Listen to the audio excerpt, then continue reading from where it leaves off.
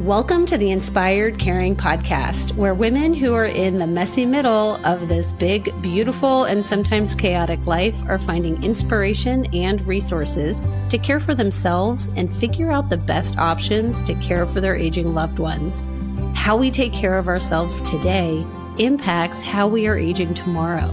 This podcast will help you feel seen, centered, and aligned. Everyone that relies on you is so lucky to have you in their life. The Inspired Caring Podcast is your reminder that the number one person that counts on you is yourself. Congratulations on being here in this moment. Let's dive in and be inspired.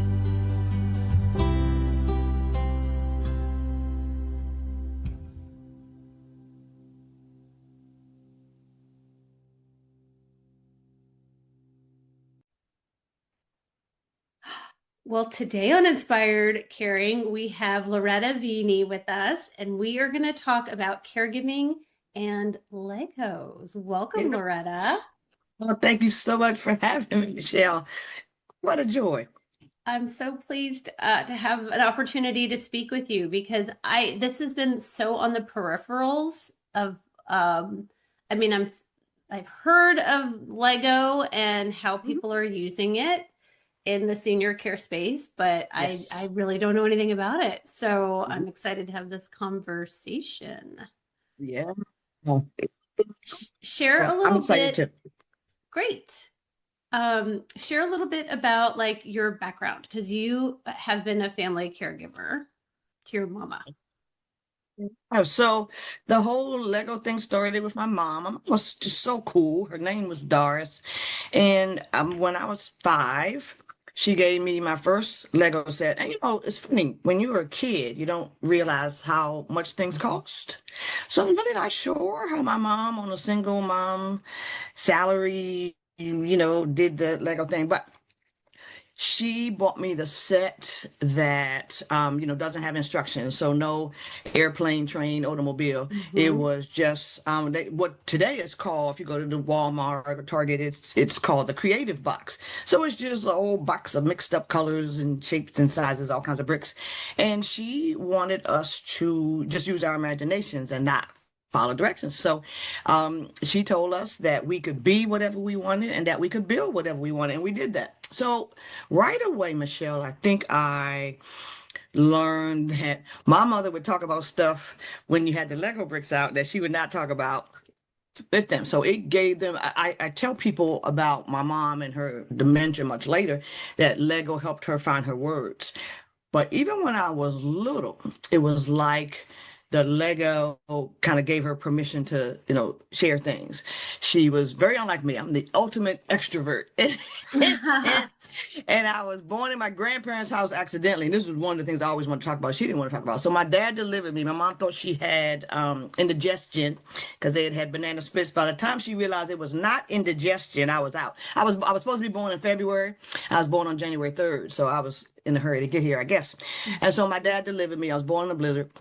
And then he left. And so my whole life I wanted to know, where did he go? What happened? And so my sister, who was 9, she kept saying, send her back. Because she thought everything was fine. And I came along and he left. She was like, send her back and then he'll come back. But he didn't come back. Anyway, so those kinds of difficult conversations she would have when we had the Lego bricks out. So we would build everything. We took a ton of pictures and we would just laugh and laugh.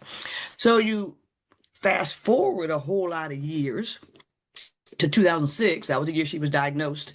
And right away, Lego was instrumental. The day she was diagnosed, went to the doctor. And by then I had a Lego plate in my car, sort of glued to my dashboard. Right. And Lego was how we went to all her appointments because she had such high anxiety, even before the dementia. She had such high anxiety riding in the car. She never had a driver's license, neither did my grandparents. And so when we got to the car after her dementia diagnosis, I gave her, I took her little Lego bag of bricks out because she was so devastated by the diagnosis. And I said, build how you feel. And we'll come back to that, build how you feel, because that's the whole premise of Lego Serious Play, which is what I use.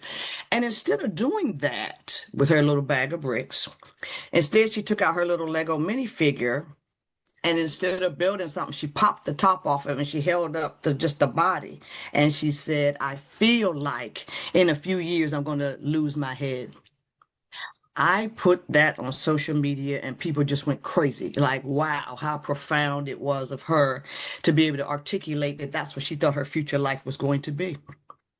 And we just went from there. So in the car, and I know nothing about dementia at all. My mom was 77 at the time, and I knew nothing of it because my grandparents and great grandparents, they were, healthy.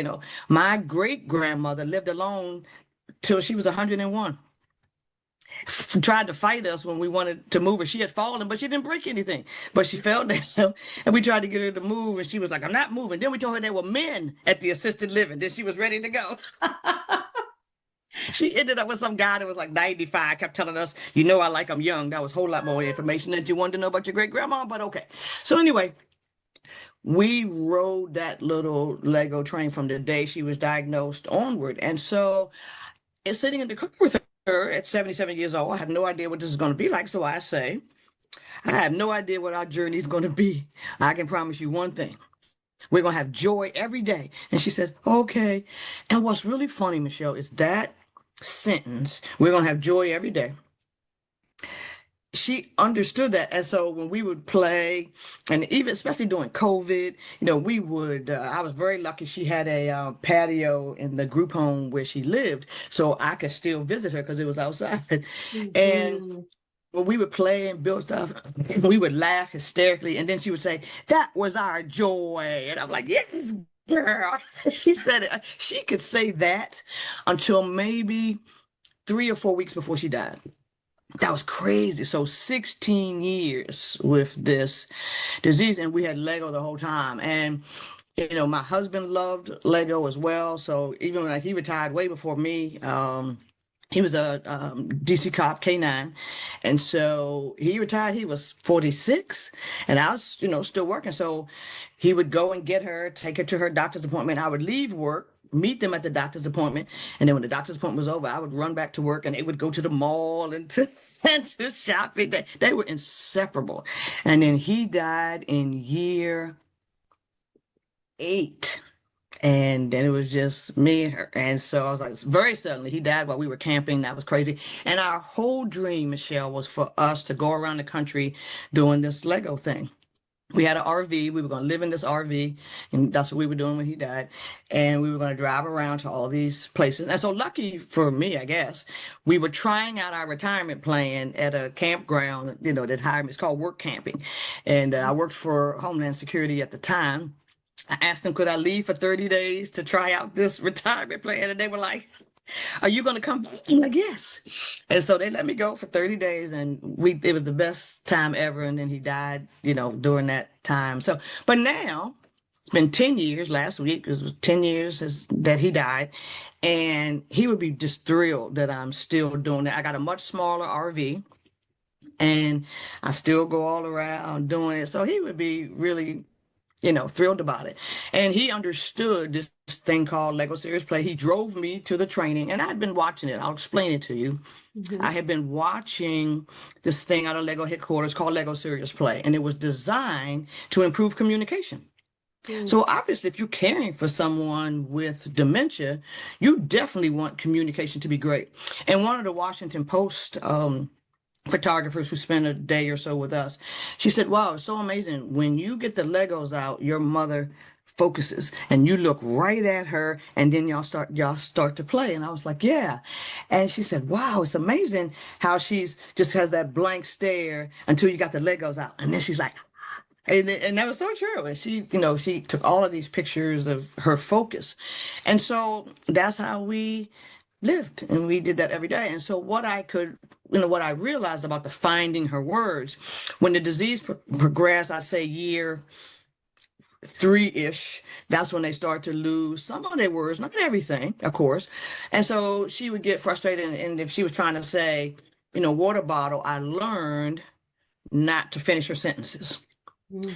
So I would and she would get really upset that she couldn't say the word. And I would give her a couple of Lego bricks. And as soon as she would click it together, then she would say, water bottle. I just had to wait for that process to come. So that's really one of the things I teach, is just trying to see, what works every day, because every day is different with this disease. So that's kind of how it started and just kind of progressed. And it was just, I mean, we had other games and stuff too, but nothing that had the impact of the Lego. And so this Lego Serious Play thing, here's the premise of it. The premise of it is Lego Serious Play ensures that everyone, and I put it in capital letters on my slides, everyone is included and that all voices are heard. Now, two of the awards that I have won were all about finding innovative ways to communicate with people with dementia. Well, I don't know why people are so surprised that that's what I chose to do, because that's why it was created. But it was created as a corporate tool. Back in the day when electronic games started to come out, of course, Lego didn't have that. So they were competing with Mattel for the number one, toy company in the world thing. And so they were like, wow, we're falling behind. What do we do? So they asked some people who had been at Lego for more than 20 years to kind of spin off and make this consultancy. Then they got a lot of Lego I guess fans who were academicians throughout the UK, Lego headquarters, and in Denmark. And so they asked some of them to collaborate on how they could be better, stronger, faster. I guess that's what I'd say. And what it is now today known as Lego Serious Play. So what they found was they had been spending all this money on consultants about how they could be better, in spite of the fact that they didn't have electronic toys like a lot of the other toy companies. And they found that if you just ask the people who are already in the room, i.e. your own employees, then the answer's there. And they were like, oh, who knew that? And so I have been watching the course. I said, oh, I want to be certified in that so I can, help my mom and really focus. And the class was so much more money than I wanted to pay. And then came 2014. That was the year my mother forgot who I was. So I was like, okay, let's take the class now. So my husband drove me to Charlotte, North Carolina, which was the closest place that year anyway, where they had a course. And the guy who taught me was one of the founders of it. His name is Robert Rasmussen. We are still in touch today because most of us go to Denmark every year for what we call advanced training. And so I'm going in, at the end of September. And so, we go every year. Anyway, and so people are shocked by, this is what I do. Almost all of my clients are seniors in some way, shape, or form. Many of them have dementia, but some of them don't. Some of them just use this as an activity at their senior centers to improve their brain health. Because when you're doing Lego Serious Play, just as an activity, you're doing this thing they call thinking with your hands. And if you just try that at home, you're trying to remember something. If you write it down, you remember it longer because your brains and your hands, there's so many neurons of those two things connected, your hands and your brains. Okay. And so you're really, you know more than you think you know when you're using both. And so people say, oh, I can't build this stuff. Oh, no, this is not my thing. I'm not creative. And then they're shocked by what they build. So the Lego Serious Play is I give them a task. It has 4 parts. The first part is I give them a task. And then, they have their everybody gets a bag of bricks that they get to keep. And I only describe a couple pieces. There's a piece in there that helps it spin. And when I'm working with people with dementia or even their caregivers, people will say, oh, I feel like I'm spinning out of control. So that's why I have a piece that moves. And then I have a little heart in the kit, and it's everybody's favorite piece. Because, if you're a caregiver, you want to express you love the person, even though some of the days are hard. And so anyway, that's the kit. And then, the task, and then they build what their response to the task is. And then we go around the room or the table or whatever, and everybody shares the story of what they built. So sometimes people are shocked by A, what they created, and then B, how emotional the story can be for them. So I do a ton of different topics with Lego Serious, but I've had some people do it 10 or 11 times, but we never do the same thing twice. Not only do we not build the same stuff, but the theme is different too. So say you have a dementia support group and you want me to come and, do your dementia support group. I'm also certified to teach it online because who knew COVID was going to be a thing? And you will not believe this. During COVID, I taught Lego Serious Play online 92 times. Oh my gosh. And at the time I was still working, I worked at immigration. And, I'm sitting here in this office and I was very honest about my situation. Caregivers were calling me literally in tears during COVID. What am I supposed to do with mom and dad all day? Some people were hysterical. Some people had never been with their loved one all day. You used to dropping them off at the adult day place and going to work or doing whatever it is you do. But now you're here with them all day and they're doing all kinds of behaviors and people were hysterical. So I told my boss, I said, I'm on the phone, not with work, 5 or 6 hours a day. I was very honest. I was like, I need to quit this job. My boss was like, no, no. You get Oh, more done. You get more done in a day than most people do in a week. Now, there was a lot of truth to that. But for me, it just became an ethical issue. And I quit. And they were so upset, when I left. But I was a trainer. I taught, I worked with Border Patrol and training and all that stuff. Anyway, and so, 40 years security career, I just let it all go. And then this is my job now. I do it. I've been doing it full time since 21. And they were so supportive. Supportive isn't even a great word. While I worked, I was there. That was my last gig. I was there almost 10 years. And because almost every chief at USCIS, that's what they call it, Citizenship and Immigration Services, the whole time I was there, I had at least 4 or 5 chiefs that I collaborated with or I worked for who had a very close connection to dementia, either their spouse, their parent. One woman had a son that had dementia. And they just let me fly everywhere and speak and then come back and this and I would make up the time and stuff. And they were so supportive. When my first book came out, they had a book sign and everything. So they were very upset when I left because they had worked with me, but it just got to be too much. And so when I did the online thing, how it would work is I'd mail the kits to whomever, like AARP in Nebraska. They got 100 kits, and then people could come to the AARP office to pick them up, or they mailed them out. And so everybody has the same kit. And so where the emotion comes, especially online, because when we're doing it online, nobody's looking at your face. So you're holding it up. This is the house I grew up in 1949. And this was the bridge I had to cross to go to school. And people are like, everybody's focused. So nobody cares whether your earrings make, nobody cares. And so where I think the emotion comes is that you might say to your best friend, a lot. Oh, girl, I can't do this caregiving another day. I'm so exhausted. And your closest friend is not going to judge you. And so my job as a facilitator is to create a safe space. You can say whatever you want when you build it. One lady built a box and she said, I feel like I'm being buried alive as a caregiver. And people were like, did she just say that out loud? And this was a hybrid event, so there were people in the room with me, and there were a lot of. Sometimes the men don't like to come out with their spouses, so they'll log on and do it at home, which is kind of cool. So all the men were looking at the screen like, yeah, I feel the same way. And the woman who was sitting next to her got up and gave her a big hug and stuff. And sometimes I just let that sit because people should be allowed to really share it. But we also built, I call that a negative build. So I asked them to build their greatest challenge, and they'll do that. And that was what she built.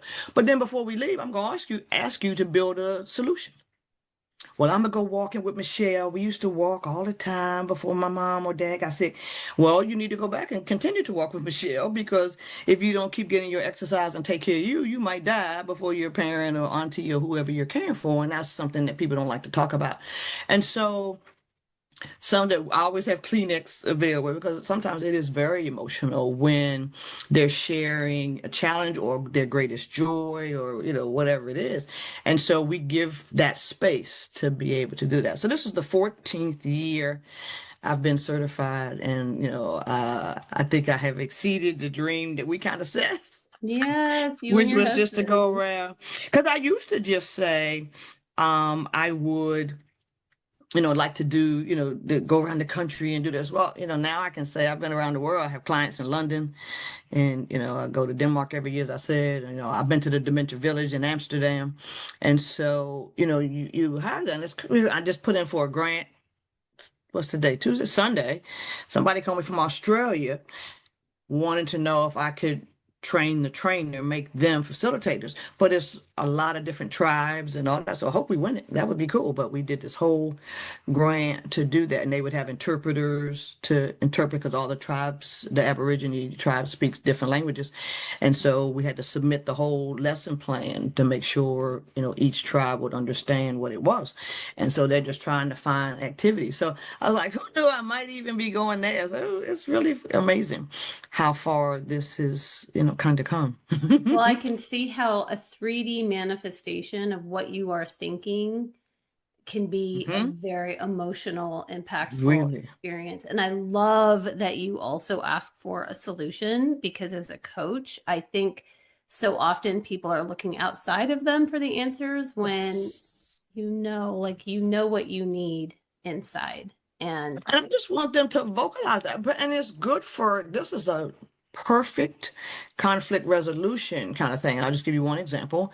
There was a family, most of the things I work in the Washington, D.C., Maryland, Virginia area is funded by Hopkins. They're my largest client, and everything's a grant. So one of the largest grants was a resilience grant that came about after COVID. They were hoping for people in the nursing homes and things, to staff in the nursing homes, to bounce back. But look at what they lost. They lost half their staff. They lost most of their patients, during COVID. So resilience was asking a lot. But anyway, I had them build different resilience, and yeah, a lot of that was negative, trying to build things. But anyway, Johns Hopkins oversees about 18 nursing homes in and around Baltimore. And in one case, they had somebody in their support group where they thought the mother, they didn't think she was being physically abused, but they thought the dynamics in the house was bad. So it was two sisters lived in the same apartment building. One sister did all the work, had the mother lived with her, and then that sister had two kids, both in all these activities, which you understand with the band, son, you understand this activity thing. One of them was a top basketball player, in the whole state, was already being recruited, and she was only in the 10th grade. And so then there was a gymnast who was 10. And so she's trying to shuffle between gymnastics and basketball and take the mother and do all these things. And the mother was getting, her dementia was getting worse. So she would call upstairs and ask the other sister, can you come down and fix dinner? Oh, girl, I got my own life. So they ended up getting into this physical altercation, which resulted in the police being called. So Hopkins was considering removing this mother from the home. And somebody said, wait, ask Loretta to go with the Lego bricks and see if she can resolve it. Okay. I go. We're all in the same room. And I give out the Lego bricks, and I did the challenge, and everybody very cutely explained the challenge. And then we got to the lady who was doing all the work. She put her little Lego minifigure down on the ground like this, and she said, I'm exhausted. I can't do another thing. And everybody's looking at the Lego like, oh. Ooh. And then she has probably said 100 times, I'm exhausted. I can't do this. And people are like, whatever. And especially the sister from, she's looking at the thing like, ooh. And what's so funny about how Lego serious play can really diffuse situations? She's talking about you. Nobody's helping me. Right. But now you see it differently, because now she's laying on the ground and you're like, oh, I probably should be helping her more. And she said that to you 1,000, and that didn't move you at all. But apparently now you got this thing laying flat on the ground and everybody's like, So then I said, okay, we have heard all the challenges. Now let's build a solution. The 10-year-old had the best solution. Apparently the two kids had different fathers. So the 10-year-old says, I'm going to ask my dad to take me to gymnastics. Yes. So she had her little balance beam pole, and this is me on the balance beam, and I'm gonna ask my dad to, and he did. Her dad started taking her to gymnastics, and then the sister, this is me. I live upstairs, and I'm gonna come down to fix dinner for Mama. I'm off on Wednesdays. I'm gonna come down every Wednesday and fix dinner. Now again, the sister was like, how many times? Some woman sold with some Lego bricks, and now you ready to sign up.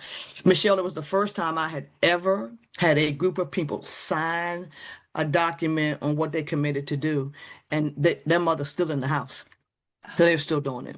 Yeah, so it's gone well. Now, if you think about that for a second, it had gotten so serious, they had come to blows. And then the teenager with the basketball, oh, this is me, I'm gonna come home at the basketball play and unload the dishwasher or help mama fold clothes. And mother was like, what'd you do with my child? And again, they're still, doing it. And so it's powerful in the sense that you see things differently, and maybe because it's 3D and you can kind of see, and people are like, oh. And so it really has an amazing impact. Even better than that, in the 14 years that I've been doing this, I've had 3 people who had been nonverbal for more than a year speak again. What? When they came to their building. In one case, it was great. Sunrise Senior Living. And they can come, the whoever hires me can come up with the theme, and they wanted to build favorite family vacations. So there were maybe 20 families in the room. It was right after COVID, so everybody still had on a mask, but it was great. And the tables were separated and everything. And so they were all building their favorite family vacation. So I had been told this one woman, didn't really speak at all. So well, that doesn't mean she can't build. I mean, that's fine. Her family was there. And her only living family member was her niece and then the niece's husband. And they visited all the time. So apparently 15 years prior to this night, they had gone on a cruise. And so they decided they're going to build this cruise ship. Great. So they're building a cruise ship. While they're building said cruise ship, the auntie starts to do this in the chair. Well, I'm thinking she might need to use the restroom. The niece yells out, "Oh my God, she remembers line dancing on the cruise ship." Then she got out of the chair. She starts doing this. And everybody's, hysterical and crying. And the niece says, "Auntie, you remember the cruise?" And auntie says in full sentence, "Of course I remember it." Just like that. Oh my gosh, chills. Everybody's crying. The executive director run over. People are taking pictures, and it was a great support group because everybody's hugging, even though your family member might not have said anything. Everybody's giving them big hugs, and it was just a huge fan. It was amazing, one of the most amazing days of my life. I'm kind of sitting there thinking, what just happened? And what was most interesting was then the niece says, "Well, auntie, you never talk about the cruise," and auntie said, "You never asked me." Now, what's interesting is that I felt so bad for the niece because she had been told by the staff or the medical people or whoever that her aunt wasn't going to talk anymore. So even though she visited all the time, she didn't try to converse with her. They looked at magazines and photos and they would smile and stuff, but there was no conversation because that's what she had been told. Well, the aphasia, is going to, and she's never going to talk again. So the aunt was like, okay, but she still went all the time. So I felt really bad for her because I don't know how long it had been, almost 18 months or so, somewhere right around there. And so, I don't know how much she talked after that, but didn't matter. We had it on film and stuff. And so there've been, like 2 other situations like that too. And it's amazing. And sometimes I barely make it to my car and I just cry and cry. Because it's so over, like, this is so cool. I can't believe this is my job. And so how I got the name Lego Lady was from TSA because some of when I was doing carry-on luggage, now some of the programs I do are so big the Lego bricks won't fit in my carry-on, so I had to start checking stuff. But when I had it as a carry-on, people were like, it goes through the scan, people were like, "Are those Lego bricks in there?" Yes. "Is this your job?" "Yes." "Do you get paid for this job?" "I most certainly do get paid for this job." Like, oh my God, are you hiring? I get that a lot. And so now I fly with maybe 30, 40,000 Lego bricks. So yeah, it's a thing. That's So people are like, amazing. oh. And my mom, she was so cool because I did travel a lot. She died in 22. And so I did, even when I traveled, people from my church or some would go over and, play with her and do stuff. And her primary caregiver at this group home, she was just like part of our family. So she would always do the Lego and stuff with her too. And she could do it by herself, just get the pieces out and do that. And so it just became a thing. And, but the reason I decided to do it with other people was, my mom's number one lesson for us. She taught us that when you find something that works, you don't keep it to yourself, you share it with other people. And so as soon as I got my little certification, there's like 3 or 4 nursing homes near me, one I could actually walk to. And I started calling them like, "Y'all want to play with Lego?" They're like, "What time can you be here?" So I started going, and I was like, man, it does work on other people. Because, a lot of people are like, well, that's just her mother. They've been doing it, her whole life. Well, true. But I never doubted that it would work for other people too. So I just started going all these places. And I was like, oh man, this really does work. And so, yeah, it just was a lot of fun. So I love, you mentioned being a coach. So when we go to that advanced training in Denmark, every year has a different theme. One year was resilience and reframing. And I always try to reframe dementia because people like some people I know think I'm crazy, when I talk about joy and dementia. Like those two things don't go together. Well, it depends on how you look at it. If you want to be miserable and sit around every day and talk about how bad this is, or she can't do this anymore, she can't do that anymore. I only focus on things she can still do. So sometimes I have people build your favorite thing that your loved one can still do. And then they'll think like, oh, I never thought about it like that.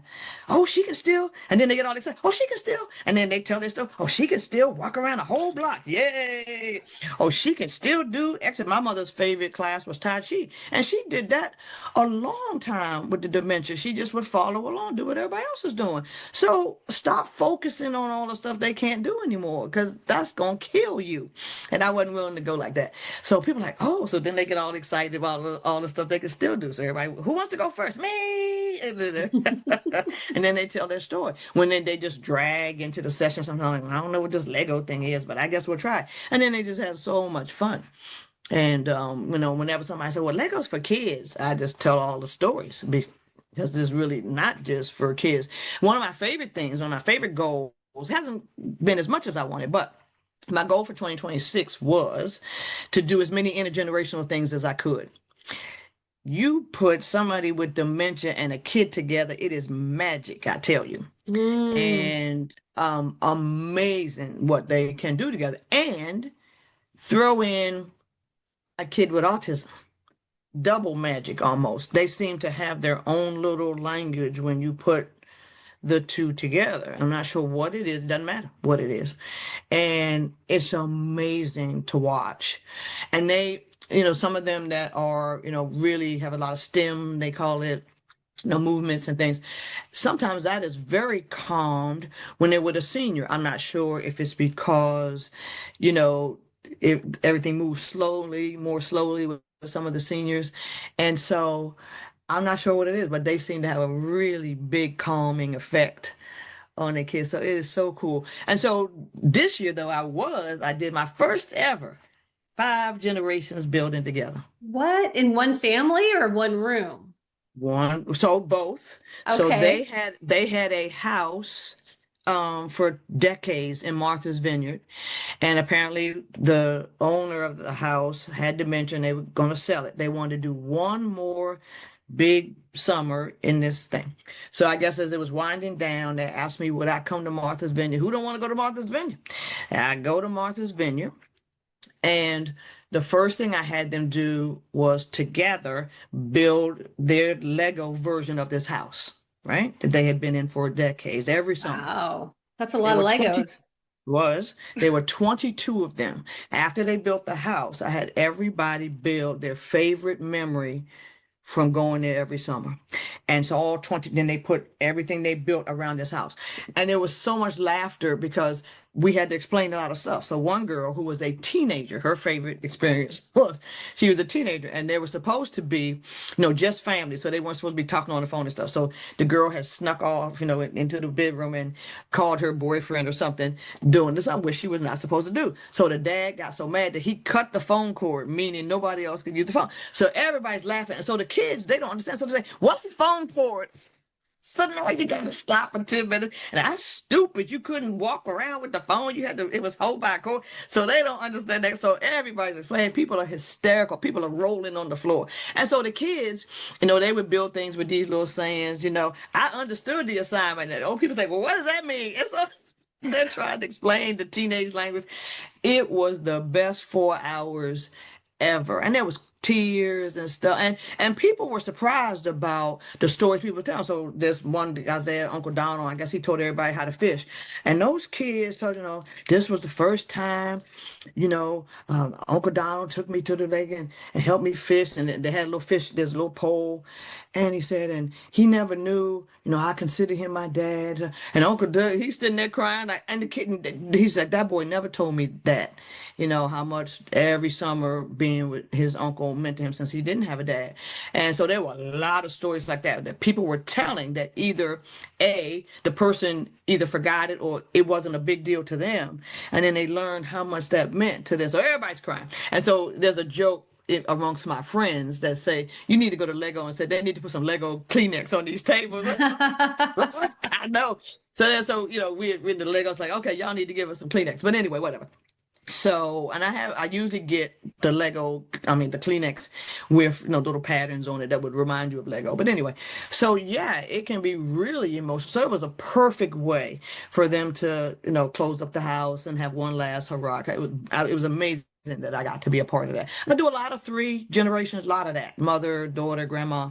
You get a lot of that family stuff. They'll come to Alzheimer's Association session or something like that. And so you get a lot of that. And I've done a couple of 4s, but had never done a 5 until this year. So yeah. That's amazing. What so a gift. Great grandma was 102 and had never touched a Lego brick. And then some of the grandkids were, in their 50s. And then they had the great grand. It was crazy.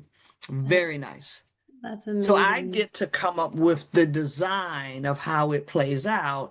And then sometimes people want to see it in advance, what we're going to do. But other people, especially in the corporation, like Home Instead or Visiting Angels or some of those things, they want to be surprised like everybody else. And so I get on there. I do a lot of research into what their values are as an organization, or the family will tell me a lot about them. They'll give me the ages of people and things, and they'll tell me some of the things they've done in the past. And so I try to do something new. And when I work with professional caregivers, they're either trying to build a new strategic plan, or they just got bought out by somebody and they're trying to merge 2 groups. That happened at Home Instead. They were bought by a technology company called Honor. Mm-hmm. And when they did that, they asked me to come to I think it was San Diego, and they said, don't tell anybody, what it is. And all the franchise owners came. And the first thing they did, they had some other things other than the Lego, but it was my turn. They took a break and they changed the whole room around. And then they had assigned seats, because most franchise owners are couples or spouse. There are a couple siblings that own them, but most of them are spouses. And so they're not sitting with their spouse. They're like, what is this, kindergarten? We can't sit with it. But then as the activity went on, they were like, the best thing they could have, and it wasn't my idea, it was their idea. And I didn't know they were going to do that until that happened. But anyway, most of them wrote on the evaluation, the best thing that could have happened was separating us, because I learned the way they do it in, Arizona. We would never do that in North Carolina. I learned a lot. I mean, if you're sitting there with your spouse, you're going to talk about the same thing you do all the time. And it was amazing. But yet it didn't take away from how in tune some spouses are with each other. So when I had somebody build, I had them build a personal thing and then 2 work things. And the personal thing was, what brings you the greatest joy? And one couple who were sitting tables away from each other, with one of them with their back to the other, they built almost the same thing. 2 people standing together, and they had the 2 people facing each other, and it was there, and they were holding hands, and they won first prize. We gave out prizes for the best. And I took a picture of them. Their build was almost identical. They've been married 48 years, and they were looking forward to this big 50th.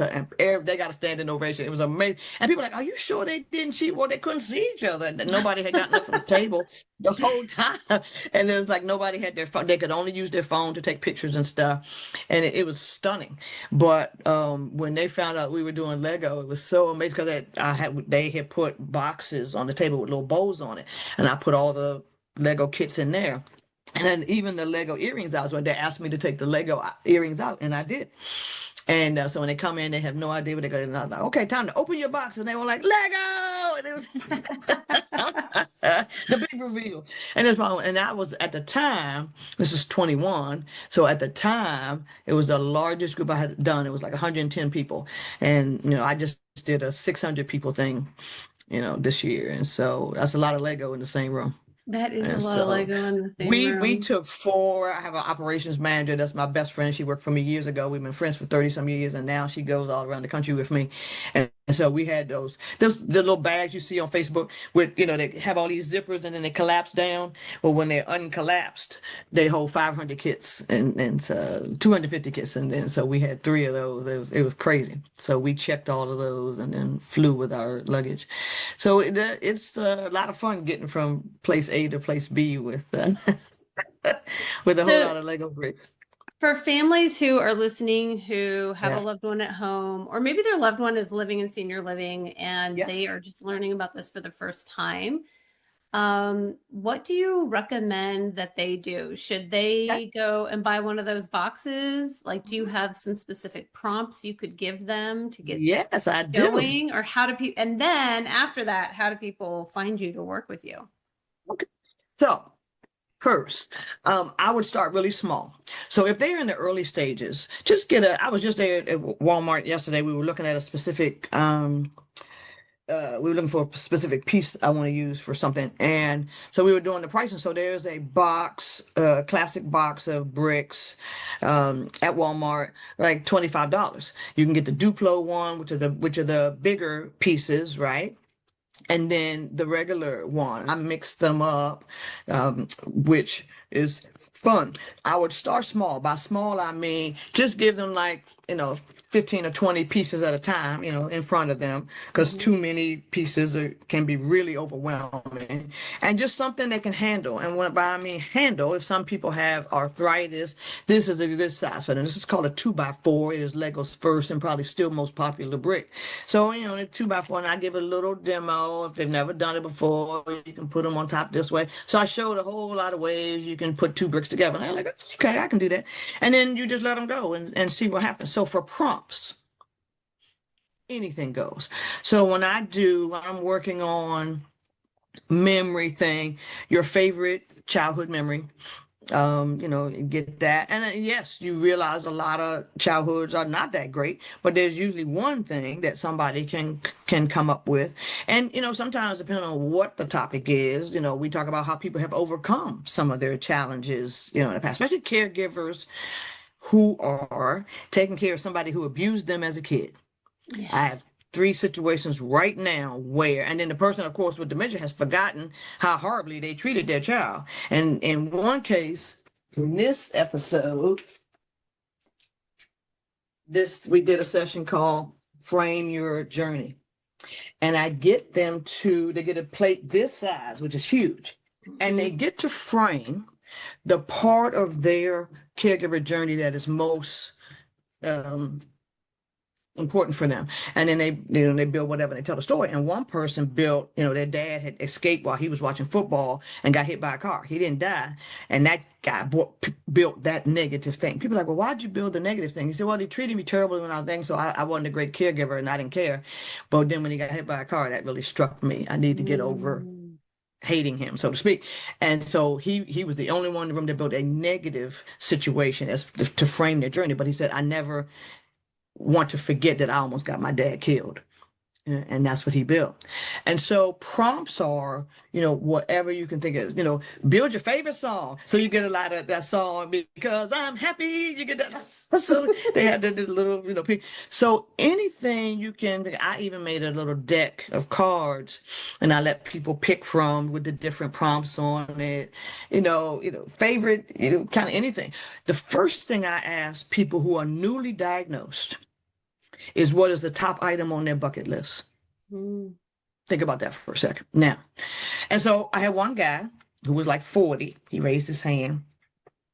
He says, I don't want to be difficult, which of course means he's going to be difficult. And he says, I don't want to be difficult, but why are you asking my dad about his bucket list? He has dementia. I want to say, why are you not asking your dad? Because y'all can still do a lot of stuff. This is the early stage. You can do whatever you want to do. So dad builds this tall, skinny thing. He holds it up. He said, my bucket list. I've always wanted to go see the Eiffel Tower.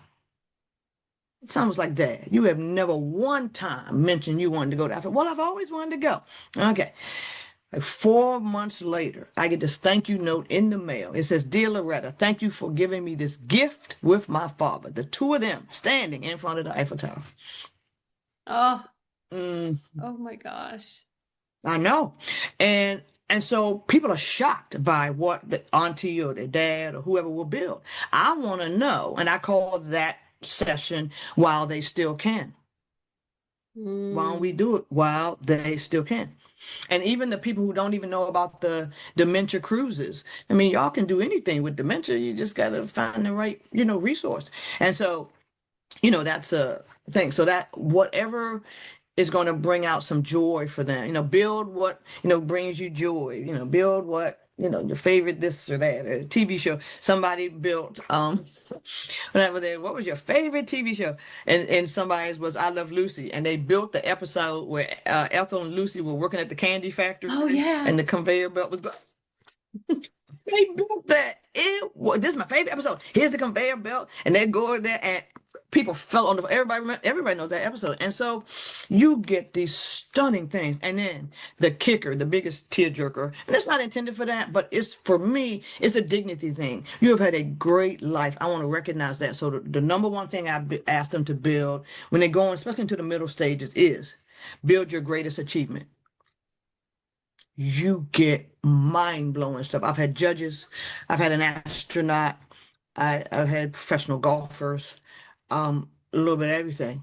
And people are stunned by some of the things. And then some people who never do activities, they will build that because they want people to know. And even if they've been in these communities 5 or 6 years, some of them never talked about it. So one guy built this it was in Amarillo, Texas. And he had worked at Houston for NASA for years. And I guess his family was in Amarillo, and they put him in a memory care place there. And apparently he didn't talk a lot. He could talk. He did not talk a lot. He didn't socialize a lot. And so his daughter said, "Well, let's see if he'll do this." He built this, again, tall, skinny thing. And basically he said, "I worked on the space shuttle program." People are like, "You did not do it." And so his daughter, that put him there, wasn't there. So somebody called her. "Did he really work, on the space shuttle program?" She said, "Oh, he didn't just work there. He pushed the button before the last door opened and they got on the space." So people were like, "What?" And he also worked on their Apollo missions. And he was running around the room showing, "Look at mine, look at mine, look at mine." And the staff was like, "This dude, he never does that." He was so excited and proud. And so I blew it up, made it a poster, and it's on the front of his door to his room. Oh, that's so sweet. And what a good reminder. So if your family can't come, I know. And if your family can't come, I take a lot of pictures and then I send, and they were like, "My dad built that." And I feel like saying, if you spend a little time with him, so all that, Michelle, just to say anything really goes. And so sometimes, I'm sitting here watching mindless TV and I'll write out some, prompts and things. And there's some really good games out there that I use too. This one's called the Golden Years Moments. And it's also a deck of cards kind of thing. And I have them build some stuff from there. So, this one says, "How did you feel when you first saw photos of Earth taken from space?" And so people could build, what they remember about that. So sometimes I use other things as prompts too. But a lot of times I'm going on what the organization is telling me they want to do. But if they're doing this at home, just think about, what is your favorite thing to do together? You get gardening, you get, all of these things. But the achievements, you would not believe some of the pictures. And I've had a person who was a classical pianist, and like I said, I had a professional golfer. So I made a slide I meant to have it up, just to show people that look at all the stuff they achieved. And a lot of people will build their grandkids and stuff, and they're just as proud, of that, which is also great. And so I try to go with what's going to be the most amazing things from them. Here it is. Let's see if you can see it. Okay. Can you see that? Look at that grand piano. Wow. That. What? Can't do that. How do you have those I cannot do that. specific pieces in your kit?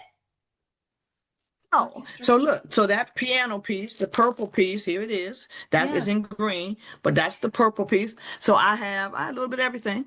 And the Yes, professional golfer one, that you see the golf club in his being hand, a champion that golfer and black piece seeing. spins around. So when he spin it, it would hit the little yellow thing with the golf ball. Again, I say I can't do that. Oh my And then the orchestra gosh. conductor. Now, the person that built the orchestra conductor one, they use both Duplo and the regular bricks. So everybody in their kit, they get 4 of these. They get the little heart. They get 1 Duplo piece because I want families to know how much, how easy it is for both people to work, both types of bricks to work together. That is important because you can't say Lego Serious Play ensures that everyone is included and that all voices are heard if somebody has arthritis and can't do that. Mm. Because I do have some little pieces, right? And so because like one of the pieces, this thing that has a little nip on it, it has eyes. And so I have 2 eyes in that kit. And the eyes are there for caregivers because caregivers will always use it and say, I need eyes in the back of my head because dad's always running. Yeah, so I have eyes, I have the heart. So Lego does make a Lego Serious Play kit, but I've been using my own kit for about 5 years now, where I have that little pole thing. I have a flag that they can simulate victory and, things like that. So Mm-hmm. that's what you get when people, and so why do we think that people with dementia can't do anything? And so I love that thing, but I'll do anything. What was your first job? Build the house you grew up in. And some of them are so precise. One guy, his mother made a stone fireplace, and people confirmed that was true. And then he showed how she would put this big black kettle pot on the stove. People were like, "What?" He had an amazing memory about his mom, and he was probably 78, almost 80, and he could still remember that house he grew. Not the house, not the $1 million house he lived in as an architect. He didn't remember that at all. He remembered the Mm. house he grew up in. So I'm just trying to see I want to see how far back they can go. That makes sense? Yeah, that totally And makes so sense. if they put 20 or so bricks out, you sitting next to dad or mom or auntie, and then they build to add some more. But don't pour a whole pile like then they over. I don't want to do this. It's too confusing. All this stuff mixed together. So just see what they can tolerate. Another reason I started doing my own kit was because I wanted the bright colors. You can see how bright I get the neon, different colors, orange and stuff real bright because a lot of them start to have the macular degeneration issues too. And sometimes that prevents them from seeing different colors, if that makes sense. And Mhm. I don't know if you've been on my website, but I also make these little fidget things. And the goal of that is to make sure they can see the colors that are on them. This is how we kept my mom calm in the doctor's office. And so my mother went through a 2-year period where she read everything out loud. And I do mean everything. So imagine being in Walmart with us, KO pectate for diarrhea. You're like, it's the fastest way to clear aisle at Walmart. And so to make sure she didn't either read out loud or repeat things, I started making these little puzzles and fidgets, for her. And we use the brightest colors. This is what I call a spinner. And so it actually spins. And so you can't really see it from there, Yeah, and it spins yeah. pretty fast. And what they're seeing in the middle, and all it has is this one little piece on the back that makes it spin. The blue thing is called a plate. And then I decorate it with things called dots. And so I have a whole line and what's funny is that I never intended to sell these. This was not my goal. I was just making all this fun stuff for my mom. She would fill her hospice tray and all that stuff with the little designs I was making.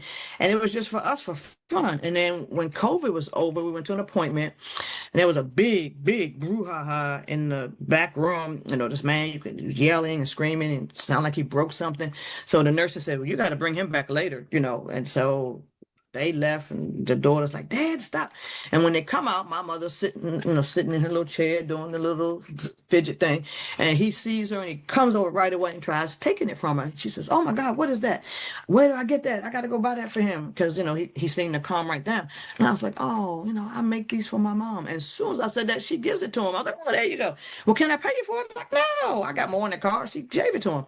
And He never says another word all the way to the elevator. He's doing a little thing. She gets to the elevator. She turns around. She said, "You need to sell those." And that's how I started. They could have gone back in. He never says another word the Oh my whole gosh. time. It just calmed him right there. And my granddaughter kept saying, "Grammy, they're not just for seniors." So, when they stopped saying you couldn't bring your phone into the classroom, a lot of my granddaughter's friends were getting in trouble. So she gave me all their favorite colors, and I made fidgets for each of them. So the parents were like, "Oh, thank God! Now they don't send me notes from school anymore." So, it's good for all ages, I guess. But I was just selfishly doing it for my mom. This is one of my newest one. It has 4 different, spinners together, and so Yeah. they do well. And I have a matching game and things like that. So I just, who knew this was going to be a brand of stuff? But yeah, this wasn't my ultimate goal, but I'm certainly enjoying this life. I can tell Here you that. you are. Well, it's because you said yes.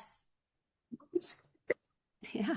You say yes. You did And say it's yes. so much fun. And I never thought that it would be this um meaningful. Who knew I'd be going to Denmark and all these kinds of places. And what's funny is that every year at this advanced training for Lego Serious Play facilitators, they do this thing called spotlights, and they have 5 or 6 people who are doing fairly unusual stuff. You mentioned coaching, and so most of them are coaches, so they're doing this one-on-one with with families, or individuals or families, and so in 2024. They asked me to do my thing, and it was the first time they had ever had all women. There were 2 women from Brazil, one from Australia, one from Dubai, and me. And then, people from the U.S., they don't get a lot of play. And people that does Lego know about your work? They do. I'm told they saw the piece on Good Morning America with Robert. I am told that they are aware of that. But you don't usually get attention from Lego unless you do something in Europe. So I've been in a couple European magazines too. There's a girl from the US again. So, Well, I want to put in the show it's notes fun, the link to your website, okay. and I'd love to include the Good Morning America. It's easy. It's lorettaveney.com. Great. I'll write it in the chat. Okay. That's what I'll put it in the chat. Loretta So easy. Veney, Veney.com. Great. And there's a place to you can see all the different topics I speak about, because I'm not just people say, "Oh, the Lego ladies." I mean, I do a lot more than just that, because I just spoke for a long time. I had the certification for a couple of years before I ever even mentioned it to Hopkins. They were like, "Why didn't you tell us this?" Until I didn't start doing it for them until like 2017, and they were like, "Why are we just hearing about this?" I thought Johns Hopkins, they would think it was crazy or something, but they were fascinated from the very beginning, and so. But I do, I speak about my first book, which was Being My Mom's Mom. There's a little bit about the Lego in there, but people always say, "When is your book coming out about Lego?" So we'll have to see. I am working on some pieces. I did make a guide that's on my website. That's just a couple of dollars, I think, and it's 30 some pages about different sets you can buy. But it's just a matter of not expecting anybody with dementia to be able to do the airplane and put together with directions. But y'all can certainly make an airplane. Just here's the seats and two little pieces. There you go, airplane. And it's just all about the metaphor. If you hold this up and say, "Oh, our first trip, our honeymoon, we flew to Hawaii," people are like, "Oh," and everybody's looking and trying to see your plane. You can't tell me that's not an airplane. And so, that relaxes people. When you say Lego Serious Play is all about the metaphor and storytelling, that's what it is. And some, children are just so amazed by the things that their parents can still remember and the things they can still do. And, sometimes it's the person with dementia that has the greatest ideas about how to put the pieces together. And you hear the kids saying, "Well, go, Mom, that's great." There's a lot of cheering and stuff during the building, because basically my job, I think, is just to let people have fun. Yeah. You're And so the nobody's going to say fun generator. exactly, and then nobody's going to say it don't look like a house. We're going to just clap and go to the next person, Right. Okay, so And you wrote a book, Being Your Mom's did. Mom. I did. Tell me more about that. And so yeah, let's just be honest. That book came about because I thought my mother would outlive my money. It's as simple as that. Writing a book was never on my list of things to do. And plus, I'll be honest. So in the African American community, it was really taboo. Like you don't talk about it. Let's not sit. Let's not tell anybody. I didn't want to like tell everybody just to be telling. I wanted help on how to deal with this disease. But nobody. I would go to some of the churches and like let's have a forum. And they were like, oh no, we don't have dementia here. Yeah, you're looking at the pews, the first three pews, the people don't have any idea where they are, but stick to that story if that works for you. So that was infuriating for me. And so unless the big pastor, his mother or somebody got it, then they want to talk about it, which was infuriating to me. But so I wrote that to provide information so people could avoid a lot of the mistakes I made, like finishing people's sentences. That's not helpful. And I wrote a whole chapter about patience because people that was the number one question we got. How were you having so much patience? We'd be out in public. You are so patient with your mom. She asked you 30 times what the date was and you just answered her every time. And I was like, yeah, I just pretend like it's the first time she asked me. And so, yeah, I mean, that's what it came out. But honestly, it saved us because after my husband died, the money kept going up and up and up, how much it cost her to add to her retirement money, which was very little. And so there's what they call a waiver program where they accept your whatever money you have as full pay. Well, I unfortunately made the mistake, which I also write about. I didn't put my mom. She seemed so fine at first, so I didn't put her name on the list for assistance with rent until 2009. Well, by then there were 23,842 people on the list in front of us. It took 8 years to get off that list. And when my husband was here, it was fine. We were paying $500 extra, or and then $700 extra. By the time he died, we were paying $1,500 extra. And so that $1,500 was cool when he was still here. It was less cool when he died. Yeah. And so when the day we were in the New York Times, I think it sold like 2,500 copies. And I was like, well, that's 6 months of rent. You know what I mean? That book saved me. So I'll tell people, as soon as you get that diagnosis, you sign up for everything. I don't care what it is. Free milk, free tea. I don't care what it is. Put your name, respite program, put your name on the list. I don't care what it's for. Sign up.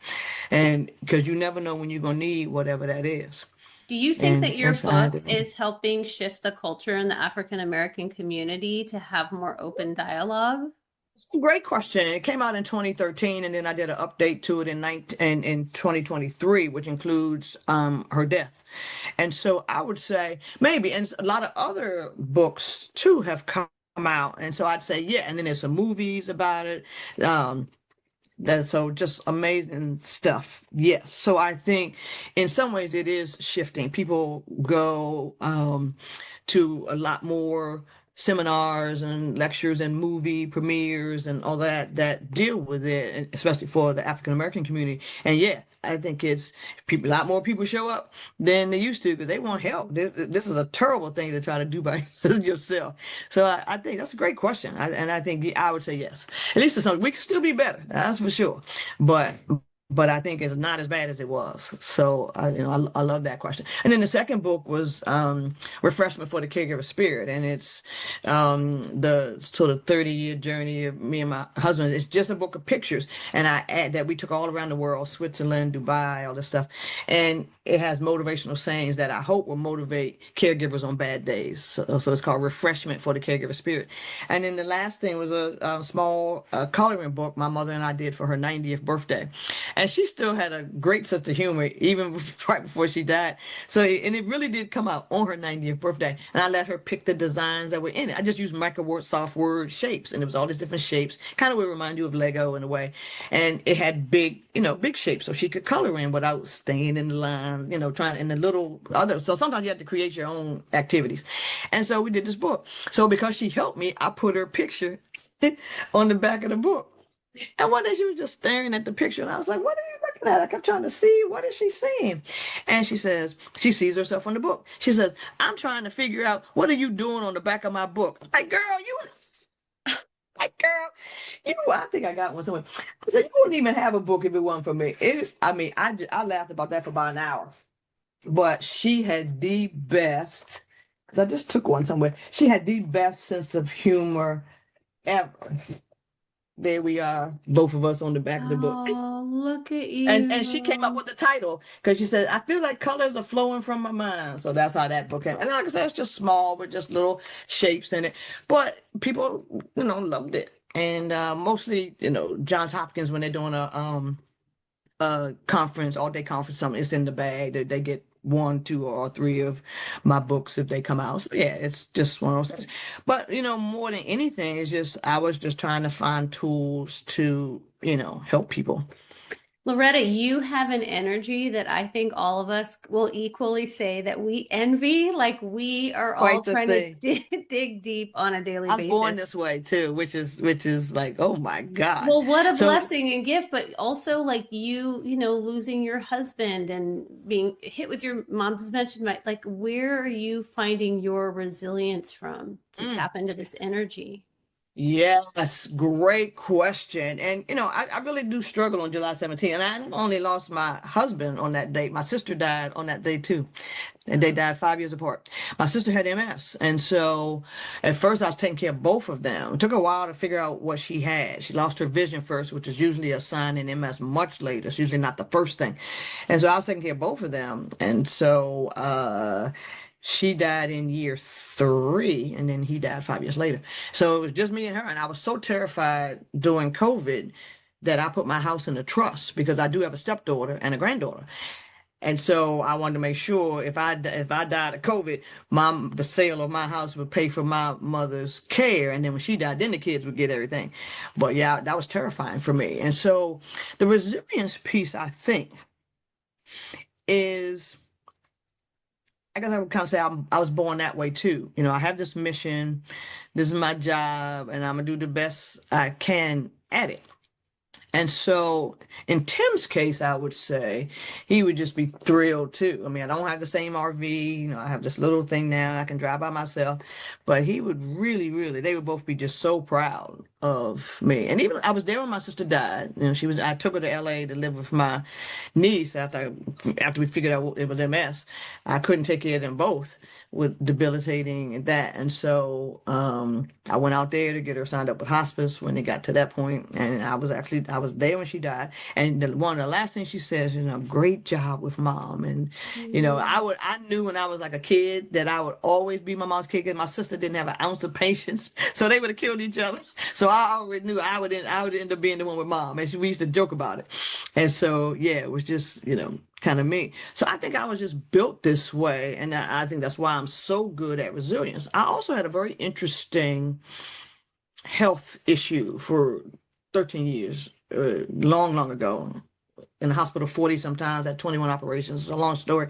But that experience of having people take care of you really taught me a lot about caregiving. I know all about the empathy it requires because when you're laying in the bed and you're dependent on somebody doing that. At one point, I had to learn to walk again. And it's kind of like, I need to turn that around. All the people that took care of me and basically saved my life. And I think that all prepared me. I was fully well by the time my mom was diagnosed with dementia, but I think that 13 years also taught me this is how you should care for people. Because I had some horrible nurses. I had some nurses I still communicate with that took care of me long, long ago. And so I think you learn from those kind of experiences. So I think all those things together, my mother raising us as a, single mom. My dad was there until my sister was 9. But, and that's in the book too. It turns out, my dad was gay.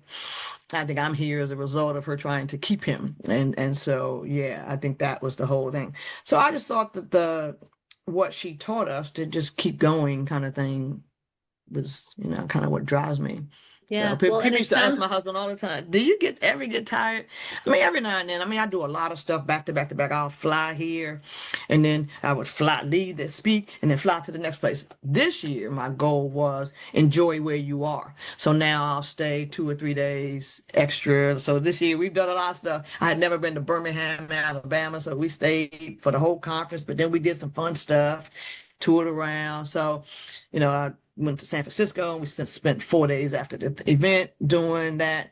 So yeah, I have learned now, don't rush around so much. Don't schedule things that close together so you can actually enjoy where you are to. And that certainly has helped, especially the last few years.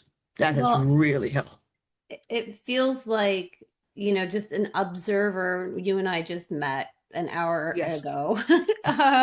But that you Yes. are, you have it feels like you have a general approach, like everything is solvable. Communication is Yes. part of the key. Key. It is. Be prepared as you can be, and then There's just a prepared chapter in the book. Yes. be open to how things unfold, like creatively or whatever Mhm. life is throwing at you. Most people will say, and they give me a lot of times, I'll speak at a conference and they'll send me the evaluations. And people will say, you are the most authentic person I've ever met. I'm a keeping it real kind of girl. And so, yeah, I can, I think I put the most rewarding thing I think I would say is when my mother was diagnosed, I asked her, could I put our experience on social media? Like you were saying, I want African Americans and anybody else to, see what it was. So I put the good, the bad, and the really very ugly, including 3 times she escaped from her group Mm. home.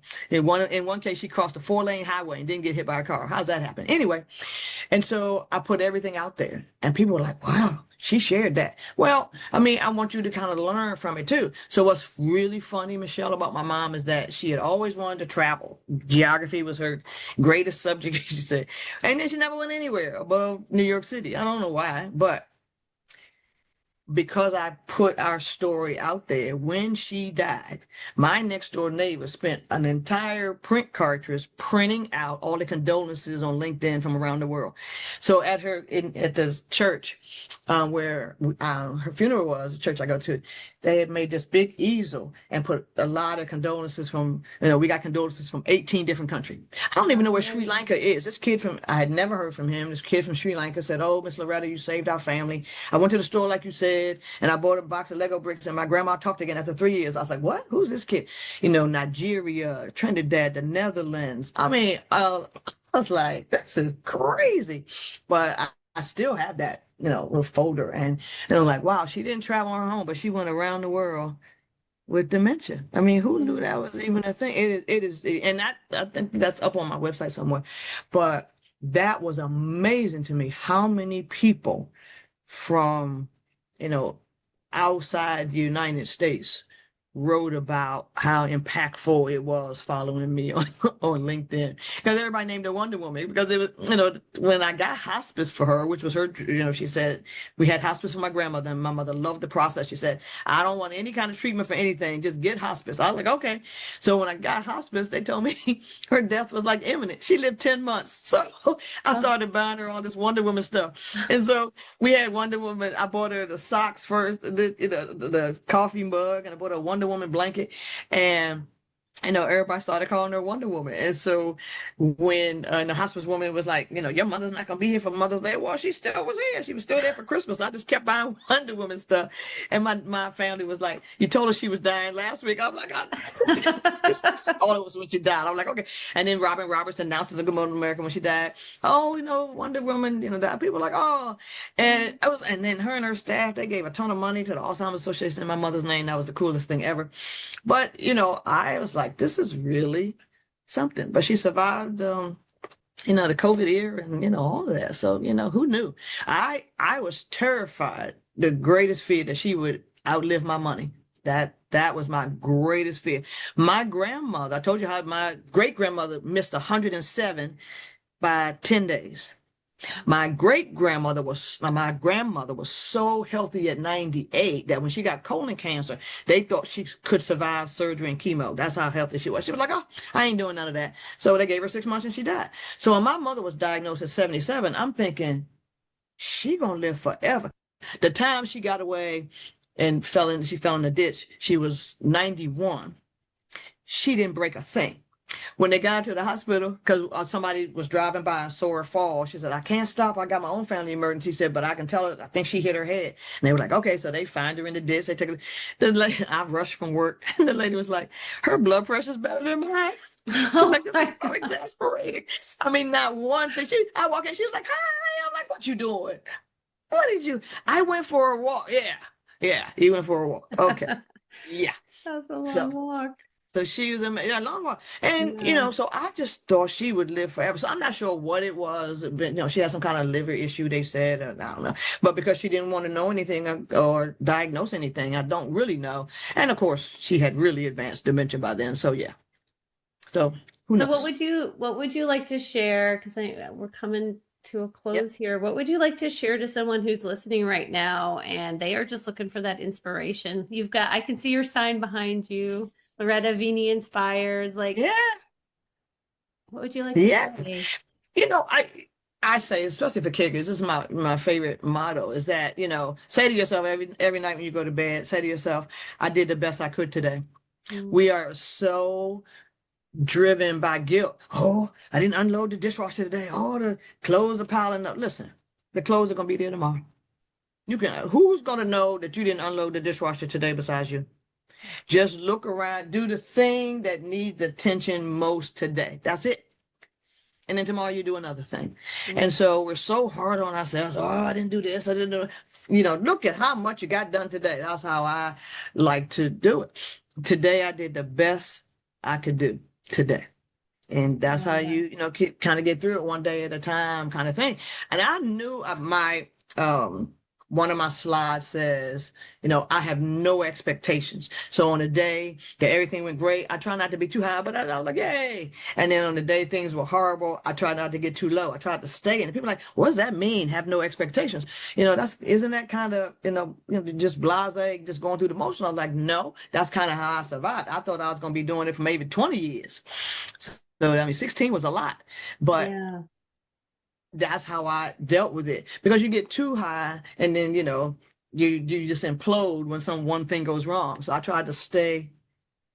Oh, that was cool. That was really cool. So I tried to stay right in that thing and then just have, realistic expectations too. If you're gonna have expectations, make them realistic. If they are not gonna do that again, but again, focus on all the stuff they can still do, and that I've seen that shift people's mindset probably more than anything else I've ever said. And now people practice that. Oh, what are we gonna do today? Oh, well, she can still do that. Yay, let's do that. And so one lady said, "You changed my whole life," because she was so busy. She actually wrote down every day. She can't do this. She can't tell the salt from the pepper. Really? Was that worth writing down? She was writing just all the stuff she couldn't do, she couldn't recognize. And I was like, how does that feel when you read that? Oh, it feels horrible. Well, let's make a new list. How about you do the things she can still do? Oh, okay. She can still walk to the corner. Yeah, yeah. And so that's what I want you to focus on. They can still do so many things. When people say, I'm gonna do all the talking, and Dad is sitting back there in the chair. He's still back there. Why don't we try adding and asking him what he thinks instead of you? Nobody asked you to speak for him. He can still speak for himself in many cases. And so I think we write them off way too early. They Fair can enough. still, they can still. So yeah, that's what I would say. Yeah, It's a that's thing. beautiful. That's great. Thank you. Really, all such good points. Mhm. And that can have a big impact. So I would encourage people to go back. I'm going to line them up in the show notes, which she just recommended to you, but then also just re-listen to this whole podcast because I just feel like there was so much wisdom and so many nuggets throughout our whole time together. And I think we could listen to this Everything episode four works times and hear every different day. things. Yeah, Huh? it's something. Not everything works every day, and just keep trying, Yeah. different things. When she would say, "This was my solution for what," she kept saying she wanted to go home, and we built this little house because you don't usually glue stuff like that. And so when you open up the door, there's a little person in the house, and Oh. it used to be her little Legos had a little gray hair and everything. And she would open the door and she would say, "I'm still in there." I'm like, "Yes, that's your home. Oh. You're still in there." So I saved it, of course, but the doors she basically built this. And, I just got some windows out and she built that. And she picked the colors that she wanted. Okay. And that became a great thing too. So build your own tools Lego might not be your thing, but something is. Yeah. Keep trying stuff until you find it. I love it. Okay, last question. What's on your Yes. playlist? Like, what are you listening to that you think find so inspiring? Oh, wow. Songs or Sure, music or a podcast wow. or a teacher that you're listening to these days? I love there is this is gonna sound funny because there's not even words. You know what really inspires me? I like instrumental jazz music. That's really kind of what because I can dance around to it, but also think my own thoughts. And it's gonna sound crazy because I think a lot of the stuff, the podcasts and things that inspire me are, kind of Lego related things. But I love things that um give me ideas for the next thing. So I think something I look at every day is Your Brain on Art. Okay. That is such a great, that's in this pile too. It is such a great book because it tells you what really light up your name. I didn't know what neuroplasticity was until I read that book. So that's probably one of my all-time favorites. Like, what kind of book is that? But it's so many things we can do to keep our brain going and, all of that. So I love the AARP website, the whole initiative on brain health. So a lot of the things I do, they're one of my sponsors in Maryland. And so I try to do a lot of their brain health techniques because, if you try some of these things, you might not get dementia. And so I work a lot with that. So some of the seniors I work with that don't have dementia, we're just doing brain health sessions. So I'm all about the brain health, these days. So, yeah. Great. Mhm. Thank you so much for your time. What is your handle on social media? So let's see, I'm Loretta Woodward Veney on Facebook, and I'm just Loretta Veney on Instagram and LinkedIn. Great. I will put So links to yeah, all of Loretta that in Veney, the pretty show notes. easy. Thank you Okay, so great. much. Yes, yeah. Thank you for your time today. And I would love to have you come to Omaha. I don't know if you've been in Omaha. Listen, that's what Home Instead's headquarters. I've been trying to get back to Omaha. You have no idea. Oh, What's the name of that park, that mall park Jean thing? Leahy Mall.